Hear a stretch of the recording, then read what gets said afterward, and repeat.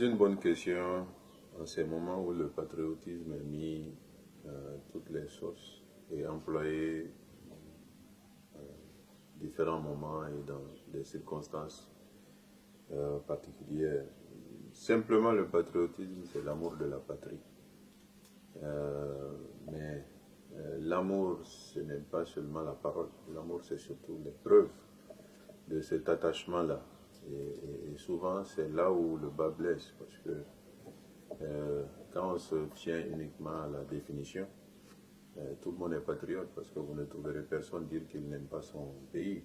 Tout le monde aime son pays, tout le monde le dit, mais très peu en réalité l'illustre, et très peu encore une fois montrent des preuves régulièrement tout au long de leur existence de cet attachement à la patrie.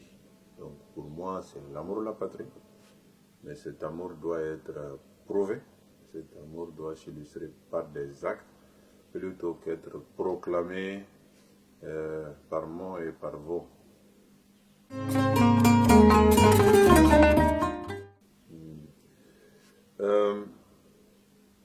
Pour moi, le patriotisme, c'est d'abord une question de niveau. C'est une question de niveau. Et j'ai l'habitude de dire que on peut classer les patriotes en 4 catégories. Il y a la première catégorie, il y a la deuxième qui est plus élevée que la première, il y a la troisième qui est plus élevée que la deuxième, et il y a la dernière qui est plus élevée que toutes les autres. Et donc, ces 4 catégories, si on les rapproche un peu à l'éducation, on va dire qu'il y a le jardin d'enfants du patriotisme, il y a l'école du patriotisme, l'école fondamentale, il y a le lycée, et ensuite il y a le stade le plus élevé qui est le stade de l'université. Donc ces 4 niveaux, on va les illustrer, on peut les illustrer, et ça permettra à chacun en fait de se situer et de savoir quelle est sa marge de progression vers le stade le plus ultime du patriotisme.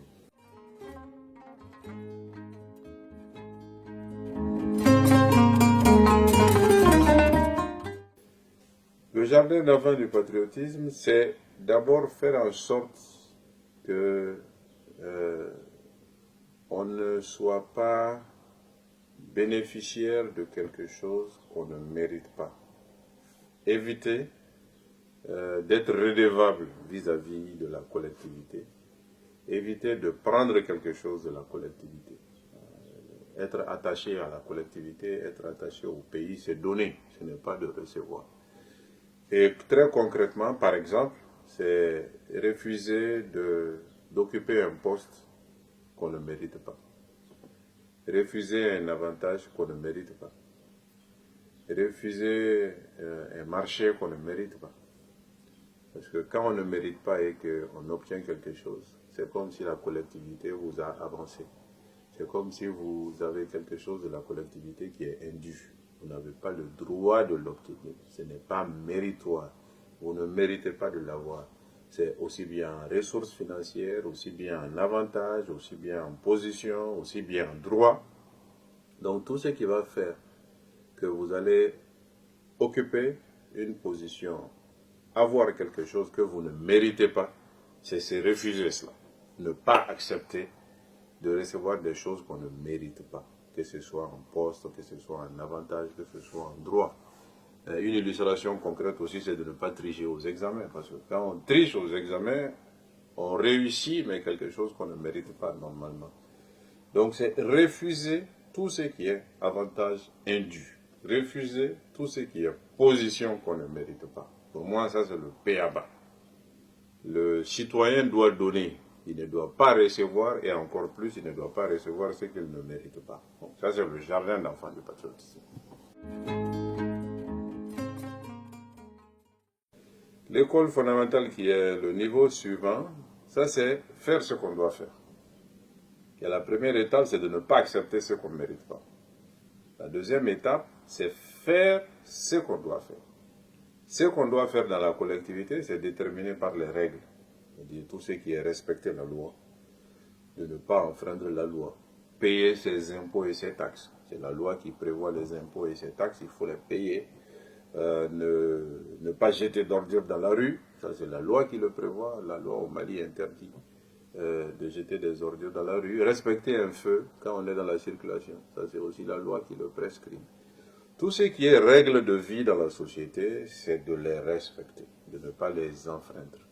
Parce que ça, c'est le minimum quand on est attaché à la société ou quand on se dit attaché à la collectivité. C'est de faire en sorte que les règles de vie dans la collectivité, on puisse les respecter.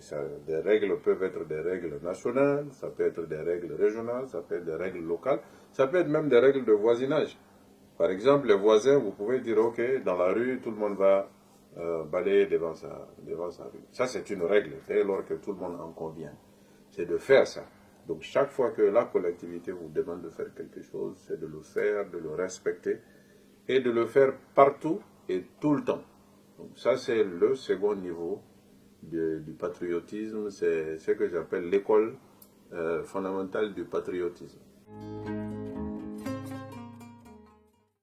Le troisième niveau maintenant, après avoir passé l'étape où on refuse ce qui ne nous est pas dû, ensuite on fait ce qu'on doit faire, c'est de faire plus que ce qu'on doit faire. Et faire plus que ce qu'on doit faire, c'est-à-dire, c'est de donner au pays, c'est de donner à la collectivité, c'est de donner à là où vous êtes, c'est de donner à la société, alors que ce n'est pas une obligation. Par exemple, quelqu'un qui prend son argent pour soutenir des personnes dans la communauté, que ce soit dans un quartier, dans une commune ou dans un village, ça c'est clairement ce niveau-là. Quelqu'un qui prend son temps, parce que tout n'est pas une question d'argent, mais quelqu'un qui prend son temps pour aider les autres. Je donne l'exemple par exemple de quelqu'un qui, pendant les vacances, il va aller réunir les enfants et puis il va leur donner des cours de soutien sans être payé en retour. Donc lui, il n'a pas donné de l'argent, mais c'est comme s'il a donné de l'argent. Il a donné du temps, il a donné du savoir.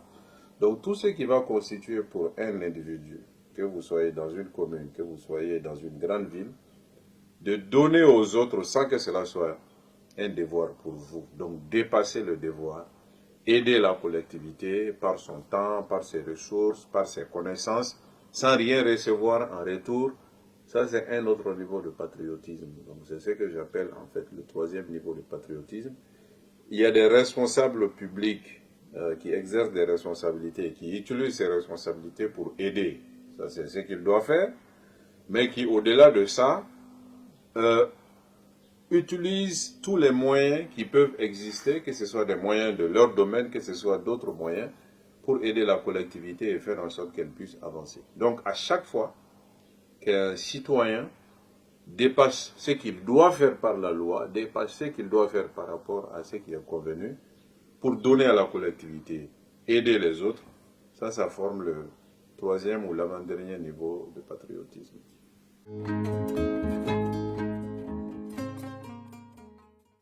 Ça, c'est le stade suprême. C'est ceux qui perdent leur vie en défendant la collectivité. Au premier rang desquels, évidemment, nous avons les forces armées de sécurité. Parce que ce qu'on a le plus cher sur la terre, c'est notre vie.